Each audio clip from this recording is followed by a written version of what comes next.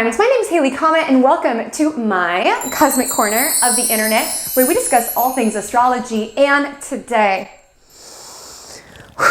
eclipse season. Somehow it is upon us once again, and I'm letting you know how to prepare for it, how to keep a level head through it, what fated beginnings and endings you can expect. Before I dive into it, if you wouldn't mind dropping a like, subscribing, and turning on a bell to get notified every time I post, I would really appreciate it. It helps me keep the cosmic content coming. And without further ado, let's get into eclipse season.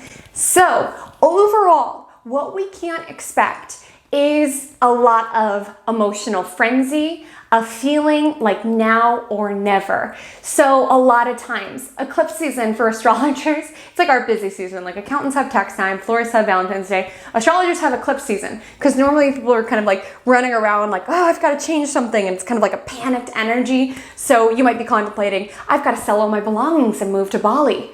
I've got to quit my job and start my true passion of dentistry. I've got to get a divorce. There's this feeling of now or never. I've got to change something major in my life. I typically advise, if it is not a decision that feels kind of thrust or forced upon you, wait a month, because at the time you are not seeing the situation clearly. My mentor calls it eclipse head, that you are being fogged by this kind of intensity in the air, particularly if the eclipses are on a placement or planet, which I'll get into, that you are not able to truly see the situation, the reality for what it is. And remember, a lot of the cosmos right now is in mutable signs. So there is this kind of indecisive energy, and I wouldn't want you to change something major in your life and realize a month later, like, okay, well, now I don't like being a dentist and I, quit my relationship and that was a mistake or anything like that. If it feels like a decision that you're making, I would advise to wait a month. Typically, eclipses are fated times. In traditional astrology, there was a little bit of an ominous spirit around them where it was like eclipses were things that, the gods or the cosmos would give you and when they would take things away. So it typically is things that are out of our control. And it's abrupt changes and abrupt endings, abrupt beginnings. It could be good just as much as it could be bad. Typically with it, it is for our highest and best good, but it's hard to see that always at the time. With eclipses, if it's a decision that you feel like you're making, wait a month until you can see the situation fully with your own eyes. Eclipses are decisions that will feel like you're being backed into a corner if you're meant to change something at that time.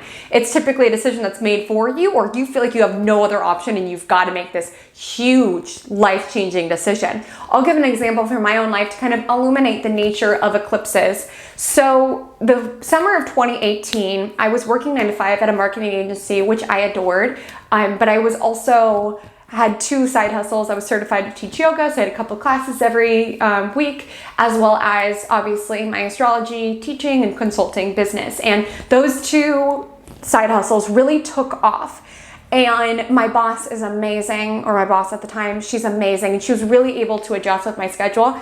But then when that work picked up so much at the marketing agency, I was seriously burning the candle at both ends. I was working most days like 17 hours and I just had nothing left to give. I would teach twice in the morning, work 9 hours at the agency, and then have 2 astrology consultations that night. I was seriously burnt out.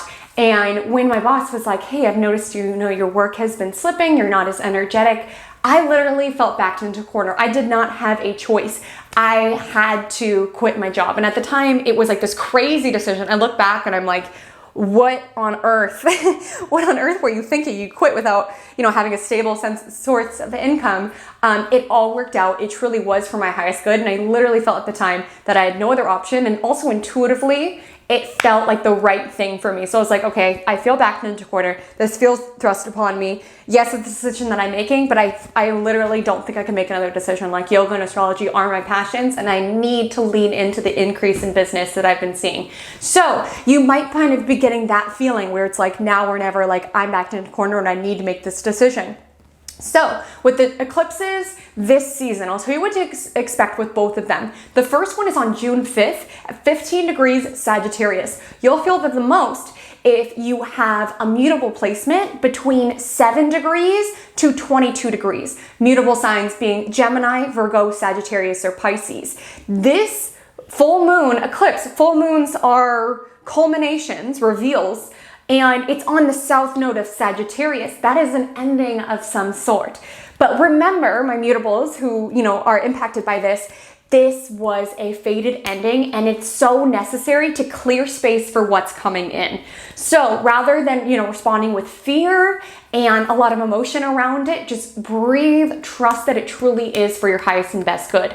Look at which house holds Sagittarius for you to get a clue on where exactly this ending could take place. And within Sagittarius, it could be, Sagittarius rules are kind of ideals and philosophy. It could be like a philosophical ending, like a religion that you used to really connect with and there's a letting go of sense, or a dream that you've had and you realize, it's really not practical for my life, and there's a letting go of it. Or Sagittarius also rules travel. Maybe you had a dream about, moving abroad, and then now with everything coming up, you have to let that go for the time being. Trust in the power of renewal. Trust that what is happening right now is beyond what we can see at the time, but there is a reason for it. Just trust in it and ground yourself appropriately. The next one is June 21st in the sign of Cancer at 0 degrees Cancer. This is on the North Node. North Node is usually a gift or a launch forward of some sense. So you'll feel this particularly if you have a cardinal placement, so that's Cancer, Libra, Capricorn, or Aries between, let's say, 0 to 7 degrees, or a later mutable placement. So let's say 23 to 29 degrees mutable, Gemini, Virgo, Sagittarius, or Pisces. If you have it impacted, there could be this kind of desire for a fresh new start or a gift of some sense. We're closing out the axis of Cancer and Capricorn. In Cancer and Capricorn, it's about letting go, that's a south node in Capricorn, letting go of status quo, opinions of others, big business, being successful, and diving into what emotional fulfillment, success, and security looks like to us. Cancer is a very personal energy. So on the 21st, there may be this fated new beginning in launching something or starting something that makes you feel safe. You could decide that you want to have a family, or decide you want to, let go of your job in order to dive into something that's more kind of emotional and fulfilling. Remember, with eclipses, you'll literally feel forced into it. So if you don't feel forced, wait a month, see how you feel. But with Cancer, the emphasis here is what makes me feel safe, what makes me feel emotionally fulfilled. And it'll be even though it's on the North Node, it's a very kind of emotionally turbulent time. So really carve out time, that 21st, to pour into what makes you feel nurtured, what makes you feel safe, and to look forward to the new start that you can create. With eclipses, so often, we can't move into that newness until we make space for it, until we let go of something within our lives. So if there is an ending, trust that what is coming is going to be so much more fulfilling than we can even know. When I look at how things have panned out in my life, and even from that decision that I shared with you all of summer 2018, it's at the time I just had to trust in the power of ending. I loved that job, but I could just feel that there was something bigger leading up. And now I can't imagine if I was still, at that job. I'm so much happier. I'm self-employed, and it really did work out. Although it was very risky, it truly did work out for my highest and best good. So with eclipses and tips to keep a level mind, ground yourself in nature regularly. As I mentioned, eclipses are highly turbulent. You'll probably have a hard time sleeping, which also kind of adds to the hysteria of the time. Nature for me is just the ultimate kind of grounding energy. And particularly with the first eclipse in Sagittarius, it might be nice, if possible, where, the COVID restrictions are in your area, it might be nice to kind of carve out some really sacred time for yourself, go on a little trip or something like that reminds you of the big picture. Sagittarius out the big picture. As I mentioned, it's on the south node, so it might be an ending, but it's a beautiful time to focus on, okay, the big picture of my life. What can I call in now that I've, let go of that? And then on the second eclipse, it might be nice to spend time by the water, as it is Cancer, which is a water sign. Spending time in nature, earthing, not wearing shoes and being into the dirt, can be really nice just to bring you down into your body and to get you out of this kind of frantic eclipse head. having grace with other people, because even if we aren't feeling it very intensely within our own charts and within our own lives, we don't know what other people are going through. And with so much energy in Gemini at the time being, people are really vocalizing these feelings. And also during this time, we have Mercury in Cancer, which is highly emotional, and it could be kind of lashing out or speaking out, and you're like, where did that come from?